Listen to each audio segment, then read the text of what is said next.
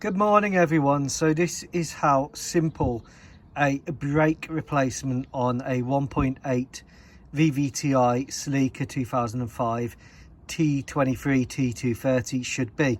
So I've received the new caliper here, which I just need to paint.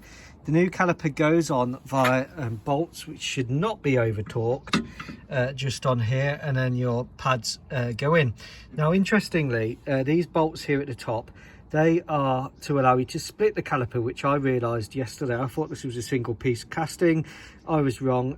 Thankfully these bolts are here because I managed to get it off and get the disc off, which meant I could then take the backing plate and wheel bearing out with just the bolts on the rear here. That's the ABS sensor. So American versions of this car are different. So this is the parking brake assembly, which goes in here, and then your wheel hub, so your disc goes on here, and that's the wheel bearing, if you like, at the back, and this is the hub carrier, it's called here.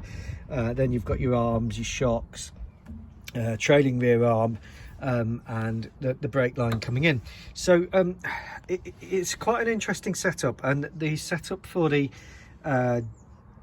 American model, the 140 vvti, I think you've got shoes at the back, brake drums. Well, the UK model has discs with the parking brake in here.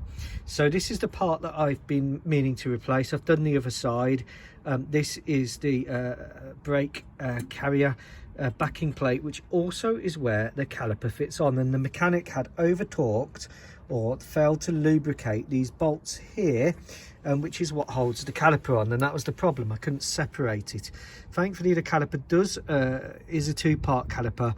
This bottom bolt was absolutely seized solid yesterday, and it's interesting because if you think of mechanics and the way that they work, they want to get jobs in and out very quickly, and by only undoing this bolt at the top there, they can take the pads out, take the discs out, put the pads back in, put the disc back in, and they only need to undo one bolt. So they're leaving the other ones unlubricated and just leaving them to seize solid, which hasn't helped me at all.